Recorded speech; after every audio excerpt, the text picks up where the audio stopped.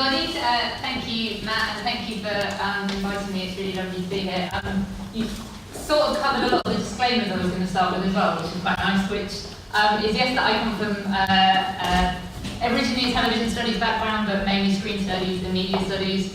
And I'm aware that people in the room come from very different disciplinary backgrounds, so I'll be really interested in how the way I'm thinking about transmedia and audience engagement, whether that sounds familiar to other people, particularly those of you who work in practice as well. This is the project that I'm currently working on. Is going to be a book with Routledge in a couple of years. And as Matt said, it's broadly thinking about ideas of engagement and how engagement gets understood by both practitioners and audiences. And I'm going to talk a little bit about that as I go along. So I'm going to kind of tease bits of the book as a whole before focusing mainly on one chapter that I'm working on at the moment around ideas of value. So the project has kind of arguably three main keywords. I'm going to ask you to temporarily forgive me for not delving into what is an audience and how do we define audiences. And I'm going to focus on the other two. So transmedia and engagement. I'm going to talk about transmedia a little bit briefly because that sets the kind of context for the project as a whole, the people I'm talking to, and the way that I'm then thinking about engagement more specifically. So I'm using transmedia kind of as a way to talk about what I'm terming transmedia screen culture. So that's thinking about transmedia as a kind of permeating philosophy that's increasingly, or even historically, been part of the media and screen industries, particularly in the UK and the US. So this positions transmediality as increasingly a default mode for these industries, especially television. Audiences increasingly move or are asked to move across and between different media platforms and narrative spaces. This movement is becoming a key characteristic of how we are experiencing contemporary culture and how it is packaged for us. So ideas of transmedia storytelling, which Henry Jenkins has talked about, where one narrative is spread across lots of different platforms or media or sort of narrative units. That's one part of how I use transmedia, but it's very much not the entirety. In effect, I use transmedia as an adjective that's in search of a noun. And I then think about what those nouns might be that get attached to transmedia. So transmedia storytelling sits next to a whole bunch of other strategies, such as marketing, franchising, branding, distribution, education, activism, and community building, which Matt was talking about in his presentation yesterday. So this is partly reflected in some more recent thinking that Jenkins has done around transmedia logics. So that's sort of the approach that I take, that we can understand transmediality as a set of increasingly quotidian, everyday strategies that move audiences across content and platforms via a set of cohering logics. So the important bit in how I use it is that people and text move, audiences move, and there's some kind of cohering logic or strategy that sits behind it. So to take probably one of the most talked about examples of transmedia content in the UK, Doctor Who, we can think of it as transmedia, but as transmedia in lots of different ways. The BBC follows lots of different kinds of transmedia strategies around Doctor Who. Sometimes it is about transmedia storytelling, where they show little snippets, particularly around web video. They've done that a lot, where they've had little prequels or little sequels to episodes through the form of a short web video. Or adventure games, which became interactive episodes at the end of Matt Smith's first season. But there are other transmedia logics at work as well. Transmedia branding, for instance, in the way they use the logo associated with particular doctors. Franchising, through how they exploit the kind of IP side of Doctor Who. Distribution, in the idea that we can see Doctor Who all over the place and we never even have to turn on a television set in order to watch Doctor Who.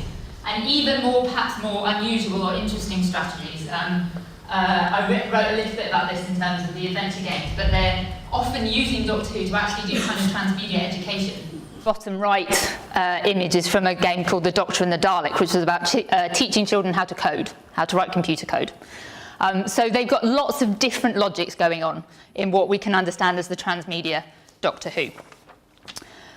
So that's the kind of context in which I'm doing my research, that transmedia in this way is a kind of pervasive nature of these logics. My argument is that these transmedia logics are embedded throughout screen culture and so embedded in how we can understand engagement within that screen culture. So the second term that I am looking at is engagement, which is another, like transmedia, hugely contested, very ambiguous, not very helpful word that gets used a lot, and that a lot of power and a lot of value gets attached to. So the term engagement has seen increasing attention over the last 5 years or so, both within the screen industries and within screen scholarship. So projects such as Annette Hill's Media Experiences project thinks of engagement as a spectrum of media-related experiences. Other scholars like Philip Napoli in Audience Economics, or Henry Jenkins, Sam Ford and Josh Green in Spreadable Media have identified the increasingly important nature of engagement to the screen industries, especially ad-supported television. So Philip Napoli, for instance, argues for the shift from an exposure model that simply counted eyeballs on the screen to a more complex engagement model as the underlying focus for television ratings and metrics in the media. So no longer simply satisfied with ratings figures, the television ratings companies such as Nielsen in the US or Barb in the UK have sought new metrics to capture engagement. I'm going to stop doing that with the word eventually. Positioning it as quantifiably different from watching television. The issue is that throughout a lot of these discussions, there remains a lot of ambiguity about what engagement actually means, or how individuals invested in media experiences define it. Napoli and Hill both sort of give definitions to some extent, with Napoli drawing mainly on the criteria used by television advertisers. But it's very easy to just use the term to mean something to do with how people experience media texts. I do it myself a lot and now can't, and I hate myself for it. It's really annoying not being able to just use the word engage, engagement, engaging, etc. So this project tries to delve into that and treats engagement as a discourse, a term that different meanings become attached to by different stakeholders in those meanings, that those meanings then manifest in different production and consumption practices, and that they ultimately filter through into cultural and economic values. Though contrasting meanings and values that get attached to the term then lead to a negotiation between producers and audiences over what is essentially good experiences with media content. That negotiation then helps to shape the way in which increasingly transmedia screen content gets embedded into the practices of daily life. So this focus sort of emerged primarily from looking at how the industry had been, the screen industry, so primarily film and television, gaming a little bit, but mainly film and TV. We're talking about engagement and using this particular term. So these are just a few of the examples, hopefully you can read them enough, but I will read out a few headlines, of how engagement has increasingly popped up in the industry trade presses. So publications like Broadcast, which is the UK television trade press, Hollywood Reporter and Variety. So Hollywood has the headline, YouTube emphasizes engagement with help from Grace Helbig, whoever, I can't remember who she is. Variety to publish weekly TV and film fan engagement measurement, and Twitter heralds a new era for audience engagement. These are just a few of the examples in the way that engagement gets talked about. It's often associated with things like social media or digital platforms, but is also very, very ambiguous in how it gets used. Sometimes fan gets attached to it, sometimes it doesn't. Sometimes it's talking about watching, sometimes it's talking about something else. And so the ambiguity that's present in academic talk and use of the word engagement is also very present within the industry and within industry discourse. And this sort of, for me, this coalesced around a quote from a blog that I read scarily 4 years ago now. That's how long I've been working on this project. By Claire Tavernier, who's a consultant for the UK television industry. And I read this quote where she was talking about what an engaged viewer actually is. So she says, I believe the big difference is that your engaged viewer is an evangelist. The engaged viewer not only watch the show, they want everyone to know they watch it. They blog about it, tweet about it, post fan videos on YouTube about it. The engaged viewers are an acquisition tool and should be treated as such. These engaged viewers do have more value in the long run than your average run-of-the-mill TV just happens to be switched on viewers.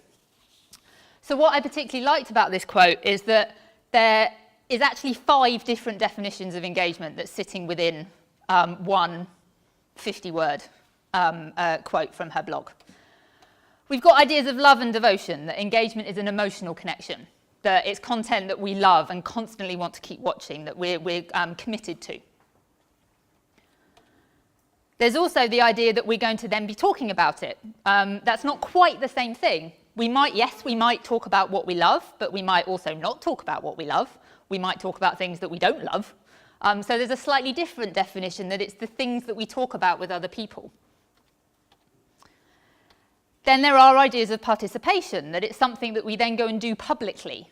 It's not just enough that we might talk to our friends or whoever is sitting next to us on the sofa. We're then going to go and tweet or post on Facebook. We're going to do something public and participate in a community around it. There's then the idea that it's effectively marketing, that engagement means word of mouth, free marketing issues, which is something that I'm thinking about later in the project. And then finally, there's just ideas of choice and attention, that we're engaged if we've chosen to watch something, that television on in the background is not engagement, that it's something that we're deciding to pay our attention to. So there are lots of different meanings within this quote, and I was interested in unpicking these meanings and any other meanings that get attached to this term engagement. I was also semi-convinced going in that how practitioners in the industry understood engagement didn't necessarily match what audiences understood as engagement, and how audiences talked about their experiences as being engaging or not being engaging. I therefore wanted to use the term as a way of thinking through the similarities and differences between how practitioners and audiences think about their experiences with screen content. So to do this, I went and talked to people. So I interviewed 37 practitioners, mainly transmedia, people working in transmedia, but in a range of roles. So independent transmedia producers who worked for both major broadcasters or film studios, but also on kind of smaller community-based projects.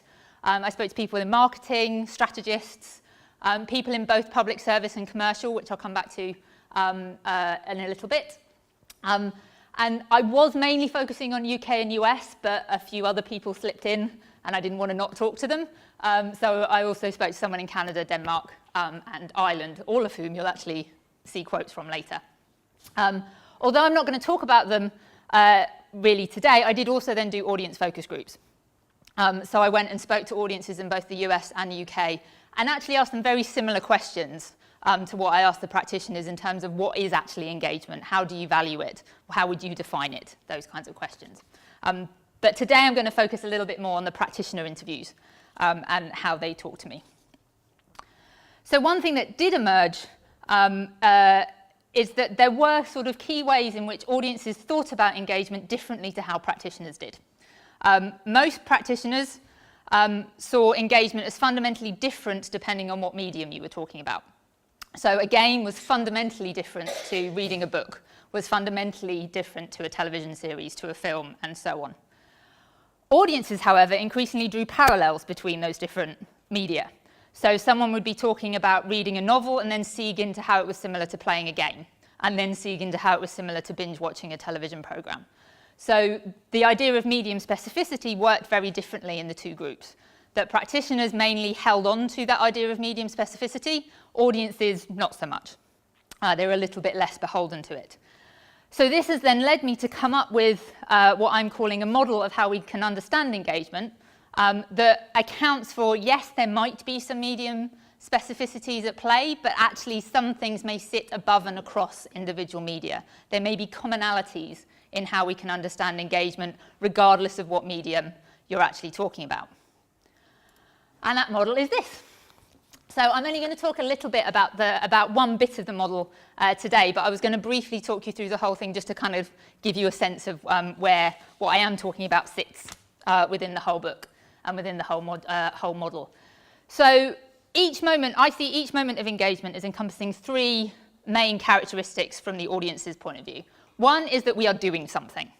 There's a form of behavior that we are performing when we are engaged. That might be things like watching television. That's not often thought of as an activity, but it is. So it might range from watching through to playing a game, through to typing into our keyboard and then hitting tweet, through to writing on a message board, through to talking. there's some kind of behavior that we are doing, that we are performing when we are engaged. We then have some form of response in that moment. So we might respond emotionally. It might make us happy, it might make us sad. It might make us confused, and therefore we might think about it. We might keep thinking about it after the moment's passed. We might physically react. I've mainly been talking about that in terms of things like laughter and crying or shivers. There was an account not very long, a couple of days ago, of someone getting arrested for punching somebody because they disagreed as to whether Star Wars was better than Star Trek. So that's sort of a physical manifestation of engagement. I've sort of made jokes in past papers about how, hopefully talking with your friends doesn't manifest too physically, but it kind of does. So we have some form of response that might be emotional, intellectual, physical. And then from the audience's point of view, the final thing is that it costs us something. We sacrifice something in order to be engaged. That cost might be money. We might be handing over money for a cinema ticket, but it might be non-economic costs as well. We give up our time. These are time-based media, time-based experiences. We give up our attention that could be over here, but is actually at content instead. Increasingly, we're giving up data to have these kinds of experiences as well. So from an audience's point of view, there's always a type of behavior, form of response, and a cost. That then gets filtered through to the practitioners who can then leverage that for some kind of value within their kind of work and within their industrial position. And that's what I'm going to be talking about today. I'm going to focus on ideas of value and how practitioners spoke about leveraging engagement in various ways. So before I began my research, I had a second hypothesis, which was that this value of engagement would manifest differently if I was talking about public service contexts like the BBC, like UK television, even arguably UK cinema is very public money dependent, or if I was talking about commercial contexts like the US, for instance. That was my assumption. And that was why I split who I spoke to, why I wanted to speak to people in the UK and the US. What I actually found was, yes, there were occasional differences. There were some people who talked about things very specifically in a public service or a commercial context, but there was far less difference than I actually thought there was going to be. There was far more commonality in how people on both sides or people who worked in both kinds of media contexts talked about what value engagement offered them. And what these conversations spoke to was the kind of value of audience engagement effectively as a commodity. So how they could then trade or leverage that to various other stakeholders, including their peers, existing or future funders, and even themselves. So audience engagement took on two roles and was valued, to use a more economic language, as two different types of commodity, an economic commodity and a discursive commodity. So the first idea of engagement functioning as an economic commodity is the way that audience engagement gets transformed into a numerical figure that can be weighed against an investment on a spreadsheet. This is probably the most obvious and most standard way in which engagement gets valued within the screen industries. So this most obviously functions at a kind of macro institutional level, that film studios, television broadcasters, games companies convert engagement into a figure that they can then say, yes, that investment was worth it. There was enough value. For commercial institutions, they can therefore demonstrate profit off the back of that. So one of my interviewees, Gareth Cash, who works for one of the relatively major digital television channels in the UK in marketing, was quite blunt that he said, as a company, this quote, I think for a company, it's always going to be financially led. So for them, it's about, we've invested, have we got a return on through the engagement that we've generated. For publicly funded institutions, that doesn't disappear completely. Yes, they might not be about making a profit, but there's still that sense of, well, the investment that we've put in a particular piece of content was worth the experiences that we've got out of it. So this approach is relatively well established and quite familiar in the entertainment industries, encompassing box office revenues, ratings, advertising, sale figures, subscription rates. The screen industry's transmedia turn has only widened the scope for this transformation. So now increasingly it's also about social media or online spaces, video on demand hits, views, website hits, views, tweets, and likes now also encompass or work to convert engagement into a numerical figure that then can appear on a scatter graph or a pie chart. So this numeric economic approach to engagement was embraced by a number of my participants, and economic language was occasionally used quite explicitly. And in particular for two main purposes. One was so that they could demonstrate a return on investment, and two, so that they could establish and build up their reputation to basically go and get more work for themselves afterwards. So Allison Norton, who's a UK-based transmedia producer, argued that the numbers was actually what made engagement real. That it was only when you start measuring it online, like when I did the web series and you can see the views, that's when shit gets real, because then you can really see it for what it is. So she was kind of embracing that actually once it's become numeric, somehow that's real. That's something that can be measured and tangible.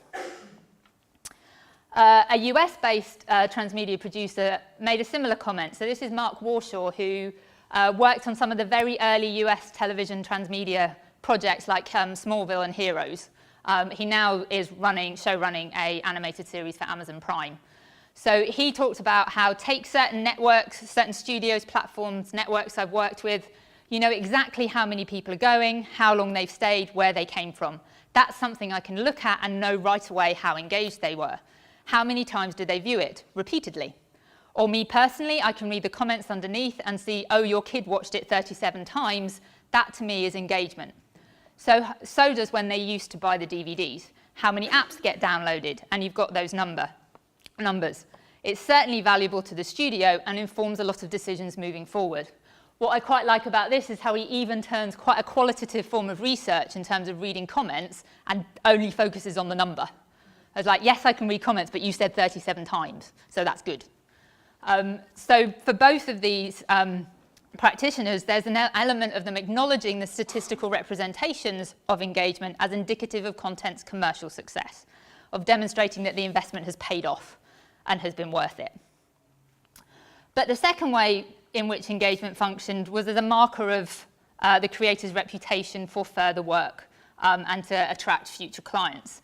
So Triona Campbell, who's based in Dublin, she used very explicit economic language. So she said audiences are the currency and what gives you power. If you have that kind of engaged audience behind a project, you are the one who is then going to a broadcaster and saying, I have this many views, this many engaged people, and I want to do this. And suddenly you have the power to negotiate your own show in terms of extending your transmedia project. So for her, it was a useful tool for her to then able to go to somebody else and say, look, I can do this. I can give you success on your terms. Give me more work. But in many ways, seeing engagement as an economic commodity was seen as simplifying it for a lot of other practitioners into something like the number of Facebook likes or tweets or hours watched. Yes, that's easy to digest. It's easy for somebody who's got to make a quick decision to decide whether to invest in a project or not. But for a lot of interviewees, it was seen as an oversimplification and so problematic. And at the heart of this was the issue with measurement systems, that a lot of people just didn't trust the metrics and didn't trust what they were actually showing in terms of how people were reacting and relating to their content. So the idea of audience numbers being easy was often positioned as key to their continuing value within the screen industries, but at the same time as masking attempts to understand true engagement. So independent US producer Jay Bushman was very vitriolic about metrics and the kind of measurement systems.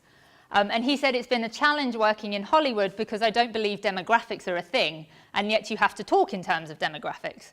The ratings emperor has had no clothes for a really long time. They give you great quotes, practitioners. It's really nice.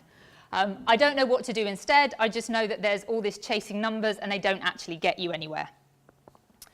So there was a distrust that, yes, they tell you something, but not actually something that's useful or something that really relates to the kind of lived experiences of engagement that audiences were having. Houston Howard, who is another US-based independent practitioner, said very similar.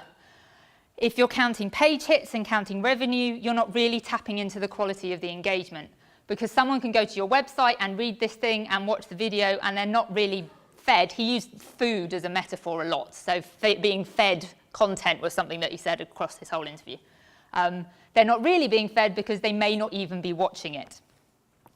So whilst engagement's value as an economic commodity is seen as central to the workings of the screen industries and served as a way for interviewees to demonstrate their reputation and secure additional work, it was also seen as a flawed way of truly understanding audience engagement. So this then led to the second way in which practitioners talked about engagement in a way that it still effectively functioned as a commodity, even though I'm using the term in a slightly more unusual way. And that was the idea of engagement as a discursive commodity. So as something that's discursive, audience engagement allowed practitioners to apply meanings to audiences' experiences they create that were detached from that rationalization process of ratings and metrics. Rather than quantifying engagement, by using it discursively, practitioners were able to present a more nuanced understanding of it, and therefore of how successful their content had been. In doing so, though, engagement still remained a commodity, in that those meanings still had use value to them. They were still something that they could trade and that they could leverage with various other stakeholders and for various purposes. So in many respects, thinking about engagement as a discursive commodity kind of echoes ideas around branding, that brands are often discursively valuable. They're what we feel about a company or things we associate with a particular product or particular brand identity, as well as the kind of economics of it. Using audience engagement as a discursive commodity can indeed offer the practitioners branding value. That's their reputation. There is a sense that they can brand themselves as being people who can engage audiences, and therefore construct a particular image of both themselves and their work in the public eye. What emerged in my interviews, however, is that branding was simply one of these functions of engagement as a discursive commodity, and as I've already discussed, kind of straddles into economics as well. It was frequently used by my interviewees, to position themselves as storytellers, and their work with digital technologies as innovative and new and experimental. This ultimately allowed notions of cultural value rather than economic value to become attached to their work, rather than those economic values associated with metrics and ratings.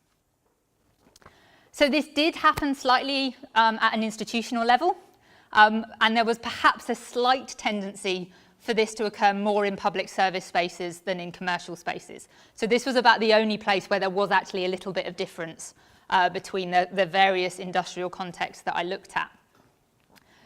So as a discursive commodity, audience engagement took on a more ambiguous sense of worth. Content could be spoken about in positive terms as something that was worthwhile investing in, even if there wasn't the corresponding economic return.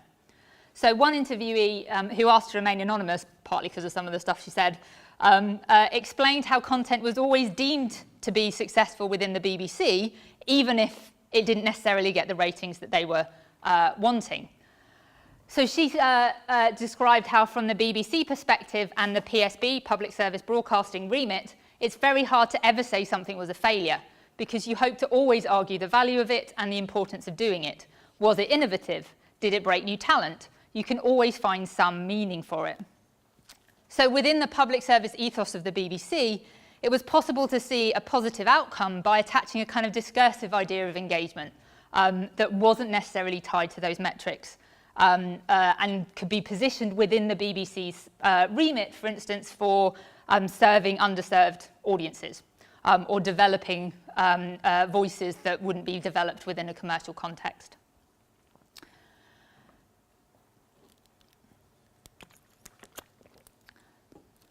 So engagement's function as a discursive commodity is therefore far more qualitative than its economic function. It was also, this quote aside, mainly focused on a kind of micro-personal level. It was often about how interviewees thought about themselves and their practice, rather than their position within the wider screen industries, in particular through ideas of artistic feedback and fulfillment or ego, they were the main things that emerged as tied to audience engagement. So most directly, audience engagement was seen as a way to garner feedback on whether people were actually enjoying what you'd made or not, whether it worked. So this was particularly tied to the kind of content that these producers were creating, that encouraged audiences to take part in discussions, to show some kind of indicator that they were engaged in some way. And engagement, therefore, became synonymous with the feedback process. So Matt Locke, who runs a story consultancy company in Brighton, described how storytelling is about call and response.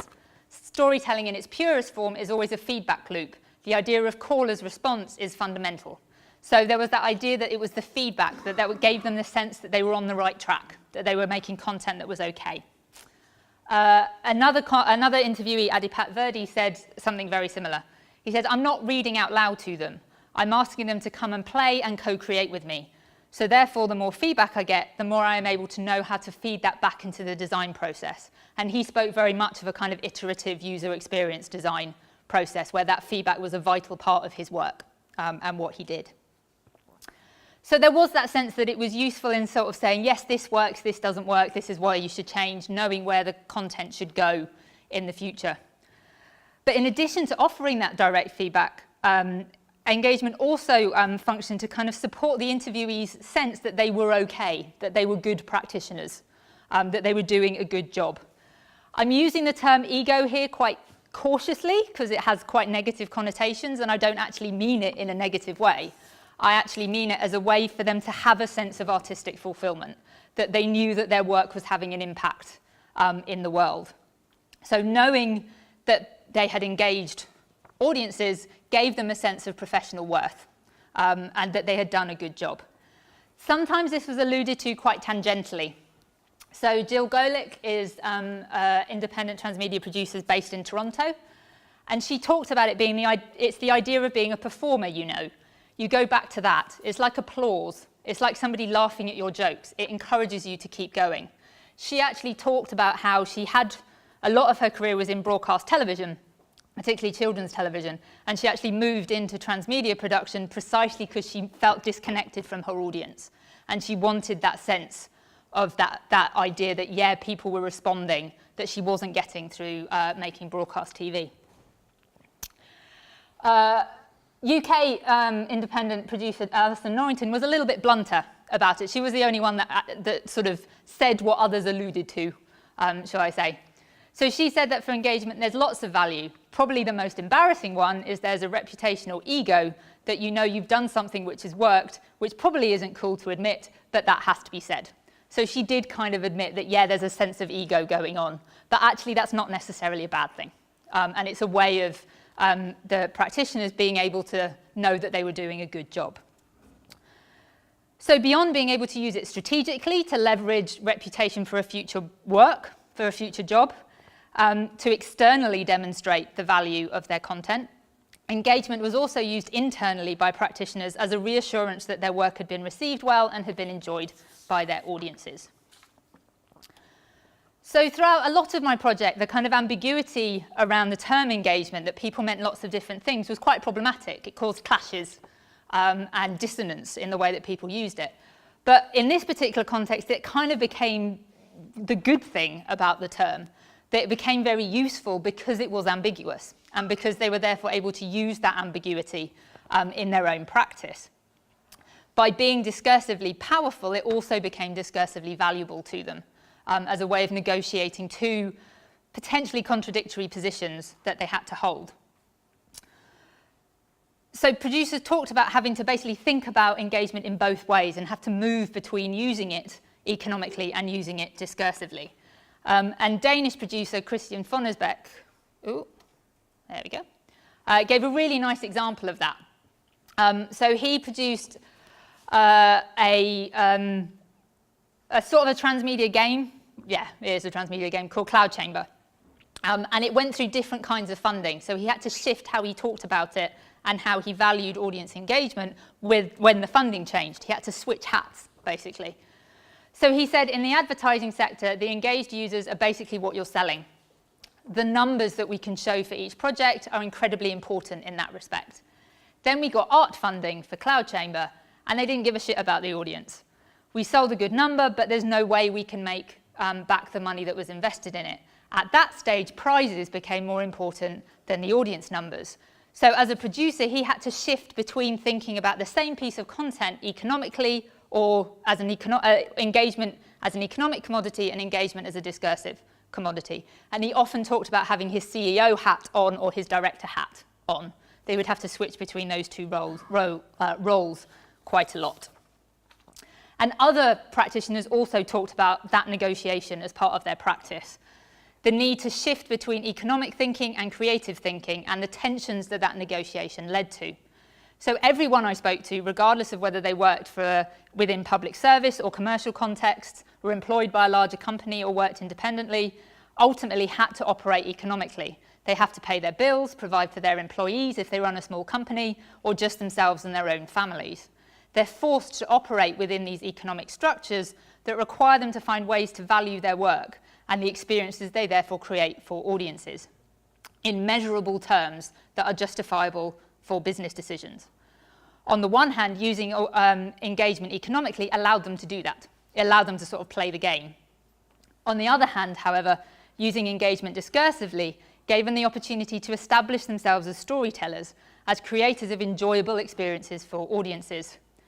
For my interviewees, the ambiguity of engagement therefore allowed them to talk across and between that gap, between their need to develop commercial strategies in order to earn a living, but also a well-held belief that creativity should be absent from commercial imperatives. So transmedia producer Hazel Green, who's based just up the road and who some of you, I'm aware, know, she commented that we, transmedia producers, think, oh, we've got to make a living, but we want to keep our values and this idea of interactive conversation and experience delivery, so how can we do that? It's within this tension between a practitioner's need to support themselves and creating the kinds of experiences for their audiences that they would like to and might be a bit more experimental or innovative or different or not commercially viable. It's in this context that engagement functions as both an economic commodity and a discursive commodity. Calling up and demonstrating audience engagement allows practitioners to speak the language of business while simultaneously maintaining a focus on their work as not primarily motivated by economics. And I don't want to say that commercially motivated work isn't art or isn't good. I don't want to say that. But for these practitioners, engagement became a way to balance those two sides of their practice, as it encompassed both the mechanical, numerical measurement of audiences demanded by the business and the looser, more fluid relationship that they were seeking to form with their audiences. So I'm going to return to Christian von Usbech for another metaphor that he used to describe this particular situation. So he said you have to be able to visit both the bank and the church. So the trick is to keep the bankers happy while you talk to God. It's a constant battle between how can I make something that will uplift me and the players and create that transcendent experience that great art makes when it works, and how can I get something to give me the money to do that? You have to travel back and forth between those two, and it's a constant mediation. So we can start to map and explore the ways in which audience engagement gets valued. At a macro level, the screen industries function to filter and transform engagement into numbers with economic value. Engagement begins to function as an economic commodity where likes, views, tweets, and shares are given a financial value.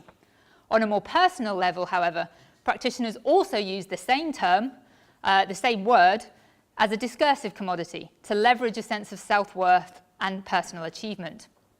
So for these practitioners, it really was about this balancing act. The ambiguity within the meaning allowed it to serve both of these purposes. It can act to indicate both numeric value and sort of artistic value and cultural value, and allowing them to more easily demonstrate their ability to create both innovative projects and popular content, resulting in an audience in experiences that was ultimately worth it. Thank you.